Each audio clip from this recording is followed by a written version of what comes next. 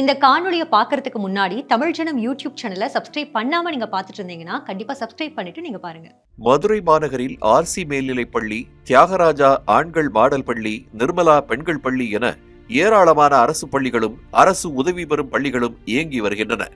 இப்பள்ளிகளுக்கு மதுரை மட்டுமல்லாது அதன் சுற்று வட்டாரங்களைச் சேர்ந்த ஆயிரக்கணக்கான மாணவ மாணவியர்கள் பேருந்தில் வந்து படித்துவிட்டு தினசரி வீடு திரும்புகிறார்கள். இலவச பேருந்து பயண அட்டையை பயன்படுத்தி பயணிக்கும் மாணவ மாணவியர்களுக்கு போதுமான பேருந்துகள் இயக்கப்படாததால் படிக்கட்டுகளில் தொங்கியபடி பயணம் செய்து வருகின்றனர். நிறைய தினமும் என் கண் முன்னாடி நடக்குது இந்த விபத்து. பஸ்ஸில் வந்து பசங்களுக்கு போதுமான வசதி வாய்ப்புகள் இல்லை. வேலை செய்கிறவங்களும் அந்த வண்டியில் தான் போக வேண்டியதாக இருக்குது. லேடிஸ் பிரி வண்டியில் தான் போகிறாங்க, மாணவர்கள் அந்த பிரி வண்டியில் தான் வராங்க. அதனால் இடம் இல்லாததுனால படிக்கட்டில் தொங்கிக்கிட்டு வர வேண்டிய சூழ்நிலையாக இருக்குது. அதனால் அரசு அதிகாரிகள் அதை கவனத்தில் கொண்டு எக்ஸ்ட்ரா பஸ்ஸுகள் விடுறதுக்கு கொஞ்சம் வசதி ஏற்பாடு பண்ணி கொடுங்க. இது ஒன்று செஞ்சால் ரொம்ப மாணவர்களுக்கு உதவியாக இருக்குங்க.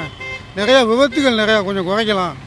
நாங்களும் கஷ்டப்பட்டு ஏதோ நம்ம பிள்ளை டவுனில் போய் படிச்சுட்டு வரதுன்னு நம்பி அனுப்புகிறேன். அது இவ்வளவு சிரமப்பட்டு வர்றதை பார்க்கும்போது எங்களுக்கு மனசு கஷ்டமாக இருக்குது. அது உயர் அதிகாரிகள் இதை பற்றி நடவடிக்கை எடுங்க. பஸ்ஸு கூடுதலாக தேவைப்படுது. கதவுகள் இல்லாத அரசு பேருந்துகளின் படிக்கட்டுகளில் தொங்கியபடி பயணம் மேற்கொள்ளும் மாணவர்கள் அவ்வப்பொழுது விழுந்து காயம் ஏற்படுவதோடு உயிரிழப்புகளும் அரங்கேறுவது தொடர்கதையாகி வருகிறது.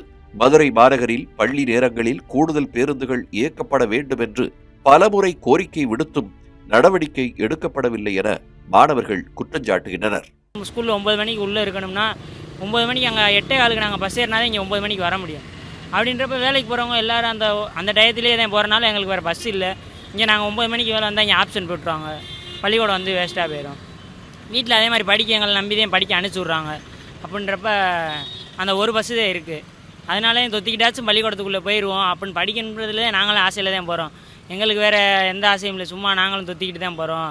தொத்திக்கிட்டு போகணும், அந்த ரவுடி அந்த இதுக்கெலாம் நாங்கள் போகல. எல்லா மக்களும் எங்களை தான் குறை சொல்கிறாங்க. இப்போ எங்களுக்கு இப்போ ஒரு 5:30க்கு 5:45 ஒரு பஸ்ஸு இருக்குது. அந்த பஸ்ஸை விட்டோம்னா இனி எங்களுக்கு 8 மணிக்கு தான் பஸ்ஸு. அப்படின்றப்ப அந்த 5:45 எல்லோரும் வேலை விட்டு அந்த பஸ்ஸில் தான் எல்லோரும் போகிறாங்க.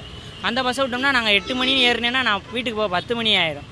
அதனால அந்த 5:45 பஸ்ஸில் தொத்திக்கிட்டு போயிடும்னாச்சும் வீட்டுக்கு போகிறோம்னு தான் போகிறோம். ஆனால் அவங்க எல்லாரும் எங்களை குறை சொல்கிறாங்க. பள்ளிக்கு குறித்த நேரத்தில் செல்ல வேண்டும் என்பதாலேயே ஆபத்து என தெரிந்தும் படிக்கட்டுகளில் தொங்கியபடி பயணம் செய்ய வேண்டிய சூழலுக்கு மாணவர்கள் தள்ளப்பட்டுள்ளனர்.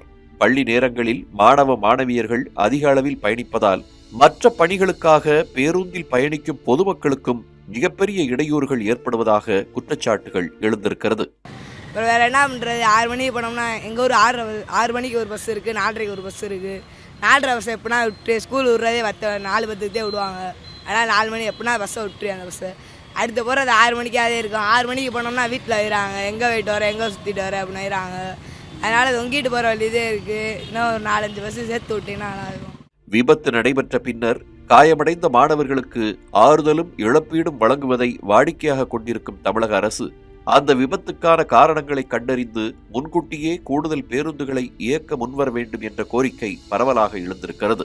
தமிழ் ஜனம் செய்திகளுக்காக ஒளிப்பதிவாளர் தினேஷ்குமாருடன் மதுரை செய்தியாளர் நாகேந்திரன். இது மாதிரி பல சுவாரஸ்யமான தகவல்களை பார்க்கணும்னா தமிழ் ஜனம் யூடியூப் சேனலை சப்ஸ்கிரைப் பண்ணுங்க.